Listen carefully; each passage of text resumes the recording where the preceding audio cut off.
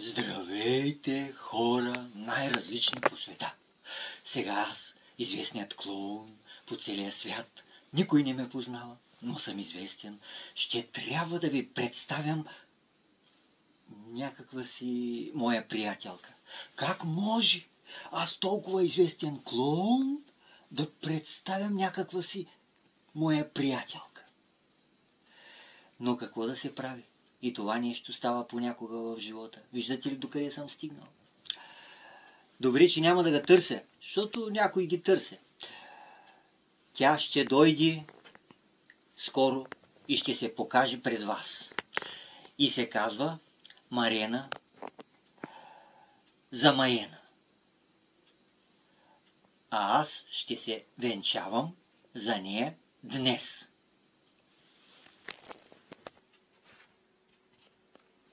Здравейте! Аз се казвам Марена, но всички ми викат Замаена. Не знам защо. Днес ще се венчавам за недодялко. Колко съм радостна, че ще се омъжвам за него.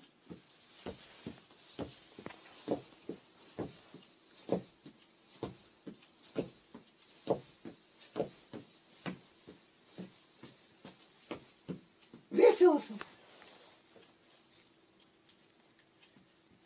Той ми каза да се сложа това феридже и аз го слушам.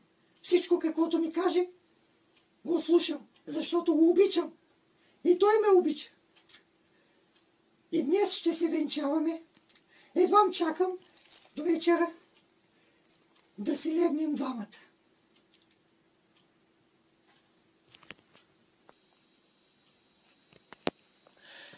И аз съм весел.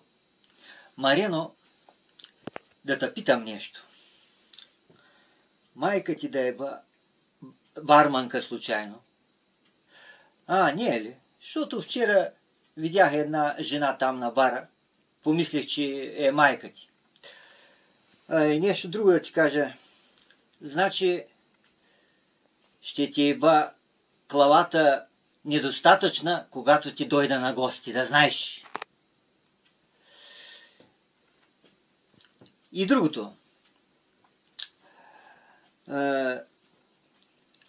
Сутринта ще ти го навра, тата сложа букета, да знаеш.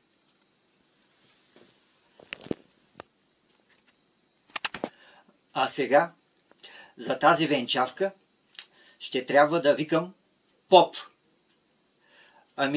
Отивам да го търся пак. Тък му бях си легнал, бях се доближил до жената, бях се притоплял и тък му вече заспивах. Даже и започна да сънувам. И този клоун дойде, от леглото ме издърпа, от завивките ме измъкна. Вика, бягай, тичай по-бързо, кай. Викам, чакай, бе, какво става тук? Викам, бе, къде ще бягам, къде ще тичам, бе? Аз ми се спи, той ме кара да бягам и да тичам. И тръгнах. А по пътя колко пътя падах, заспивах и пак ставах, се събуждах и пак тръгвах. И най-накрая дойдох. Ама тъй ми се спи. Той ми каза да го венчавам. Казвал се Недодялко Разумов, а приятелката му се казвала Марена Замаена. И сега ще трябва да правя венчавка. Да ги венчавам двамата сега. А тъй ми се спи. Тъй ми се спи.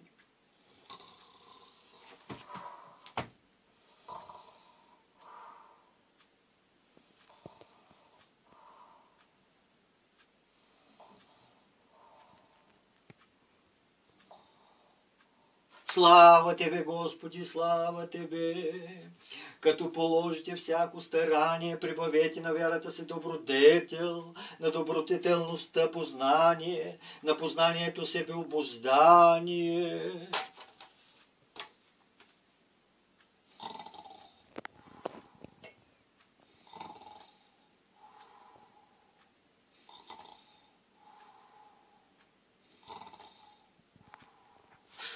на себеобозданието търпение, на търпението благочестие, на благочестието братолюбие, на братолюбието любов. Слава Тебе, Господи, слава Тебе! Амин.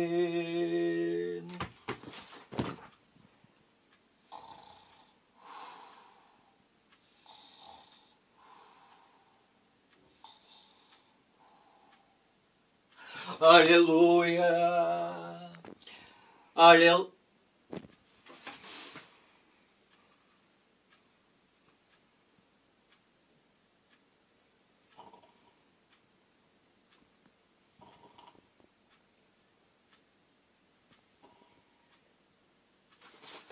Уя!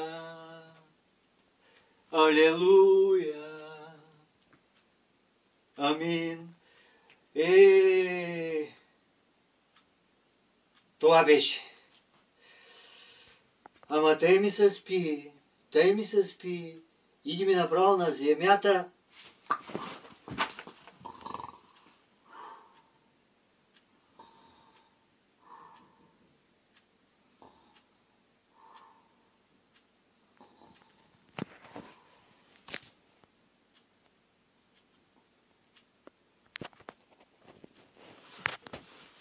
Да легна, ама то направо пък взех, че легнах. Как няма да легна? То тъй ми се спи, че направо какво да кажа. И сега не мога направо да стоя на краката си, тъй ми се спи.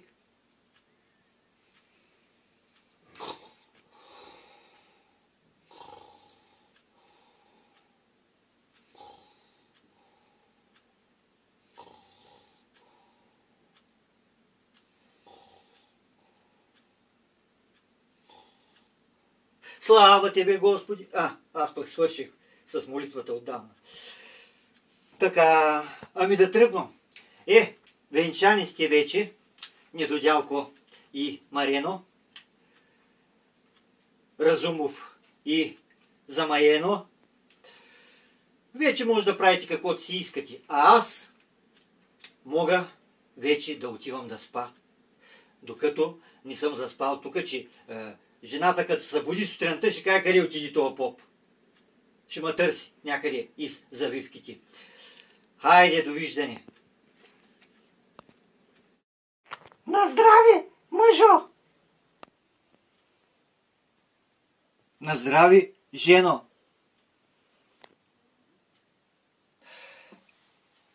Какво е нашата венчавка без музика? Трябва да има музика. Без музика живота не върви. Отивам да търся пак музиканта. Дано е някъде наблизо. Клоуна пак дойде. Този път разгони ми, освен гаргите и гълъбите. Повече публика взе да се събира около мене. И аз предварително се изтърсях, защото пак фръкна едни пера, като взе да ма дърпа. И изплаши се всичкото ми там обкръжение. Излетяха всички птици. Предварително, нали ви казах, аз се изтърсех да нямам пера по мене си, както миналия път. Да съм по-чист. И дойдох. Този път щял да се венчава. Той, самия клоун. И така да започвам. Вие стойте там, младоженци, докато ви пея. И ще посвиря отначало с тази хармоника. Така. Да започвам. Мелодията как беше?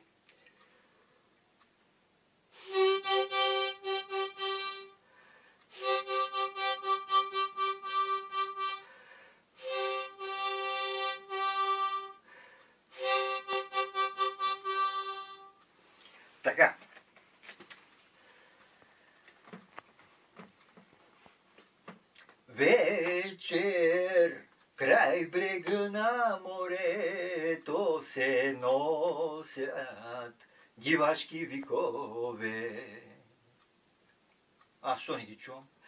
Вечер край брега на морето се носят дивашки викове. Елена, Елена, дете на дивата пустиня, Амур, Елена, само те обичам аз.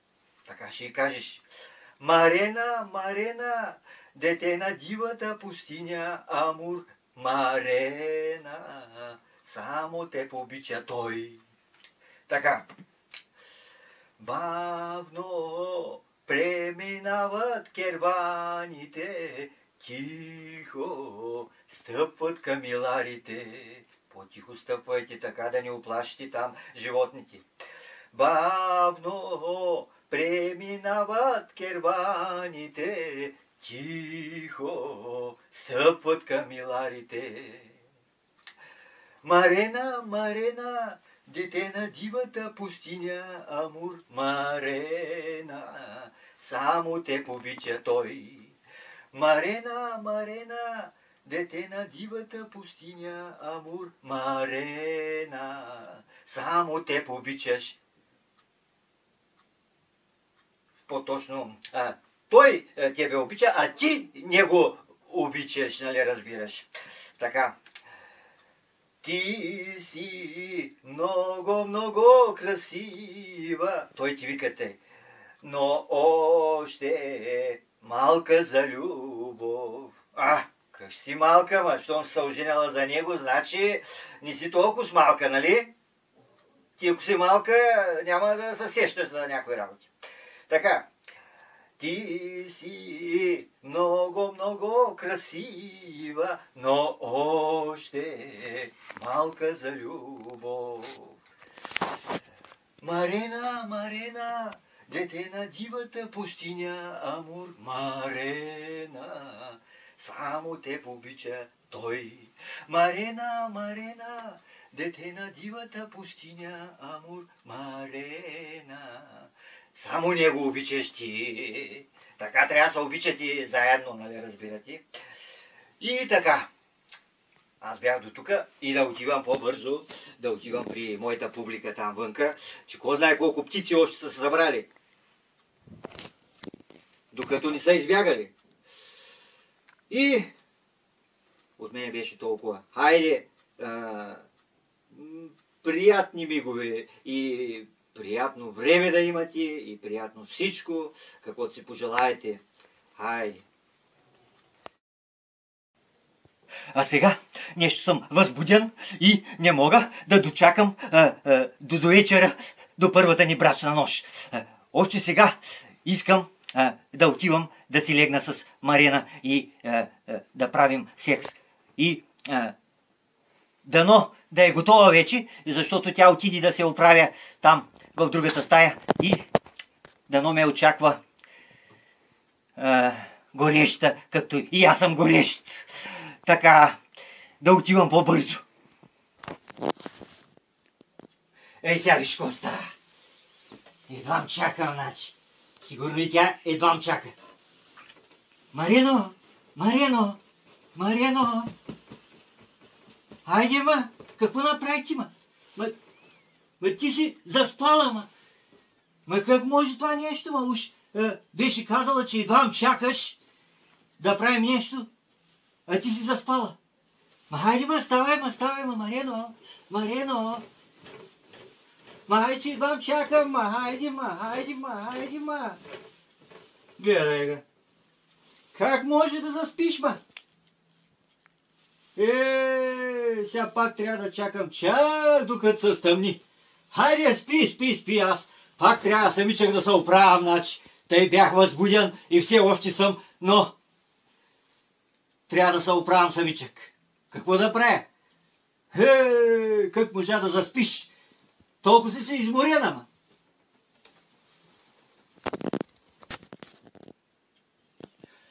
Та замаяна, ама наистина замаяна. Марина замаяна. Остай, ма на сухо ма остай. Добре, че съм свикнал да се оправям самичък. Аз във всичко самичък се оправям. Така е. В живота. Човек трябва понякога и самичък да се оправя. Тъй бях възбуден. Но какво да се прави? До вечера ще стане работата.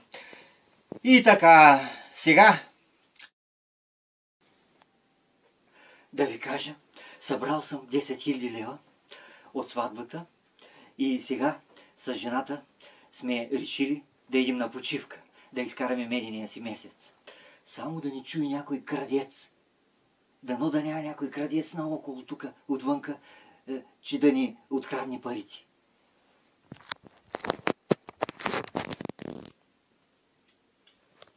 Стой на място. Бързо парите. Бързо тук на маста. Всичко чух. Дай парите бързо. Бързо. Докато не е станало по-лошо. Докато не е дошъл някой. Искам всичко мирно и тихо. Защото ще се очистя. И тебе и жена ти. Хайде бързо парите. Че отивам и на друго място. Да правя грабеж. В една банка. Хайде. Няма време. Бързо.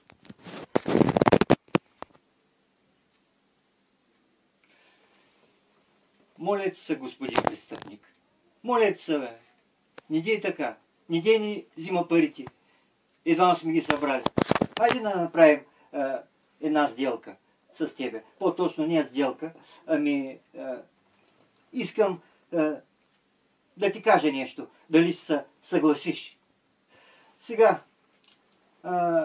ако си съгласен, ще задам една гатанка.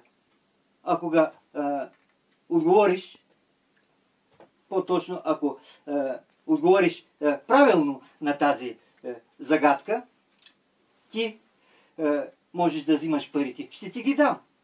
Какво да правя? Но ако ти не отговориш, нека да останат парите на мене. Да не ги вземеш. Съгласен ли си? Моля ти се, господин престъпник. Моля ти се. Не знаеш как ти се моля направо.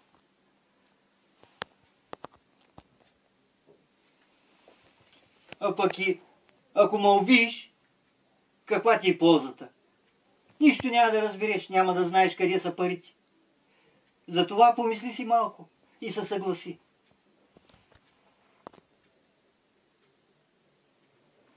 Добре бе, хайде по-бързо, хайде. Какво да правя? Казвай гатанката, че няма време, хайде.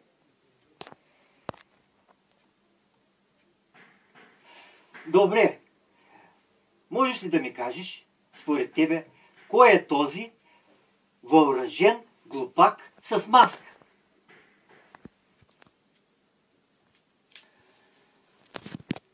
Какво да мисля?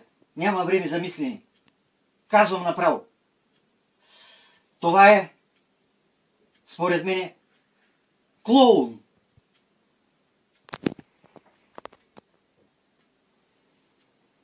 Ха-ха-ха. Не позна. Това си ти. Въоръжен глупак с маска. Защото ти Не провери в джобовите ми. Те бяха тук. И сега парите остават за мене. Според условията.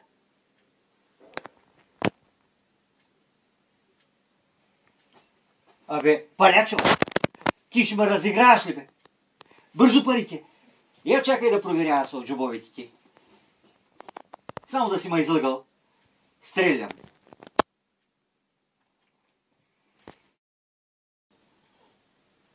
Не бе, аз казах, че са в джобовите, ама на друго сако. Не на това. Какво става тук? Каква е тази безредица? Ти кой си? Какво правиш тук? Ти знаеш ли, че имам сигнал аз от тези хора? По-точно от жената на клоуна. Че тук става нещо. И разбрах. Оставай парите на хората и идвай с мене в полицията. Хайде. с доброто. Да не стане по-лошо. И аз като тебе имам пистолет. Ти как мислиш? Хайде. Защото вънка чакат цяла група полицаи още. С доброто тръгвай. Пред мен. Благодаря ви, господин полицай. Много ви благодаря. И така, това беше моята венчавка. Сега вече спокойно мога да си легна до вечера с жената. Само пак да не ми направи някакъв номер или пък някаква простотия. И така, това беше за сега. Довиждане.